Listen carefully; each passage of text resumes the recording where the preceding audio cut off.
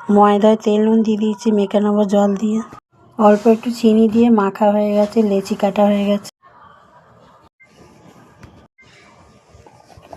পরোটা বেলা হয়ে গেছে, ভেজে নেব।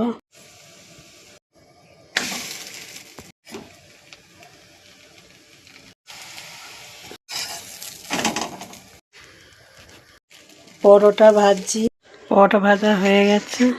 আজকে বানাবো সাদা আলুর তরকারি, কাঁচা লঙ্কা টমেটো দিয়ে, নুন দিয়ে, আলু দিয়ে সাদা আলুর চচ্চড়ি। কড়াইতে তেল দিয়ে দিয়েছি, 5 ফোড়ন দিয়ে দিলাম। এবার কাঁচা লঙ্কা টমেটোটা দিয়ে দিলাম, আলুটাও দিয়ে দিলাম।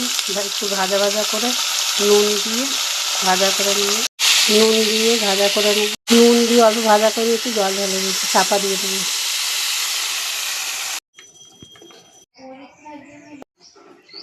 খাবে? চলে এসো।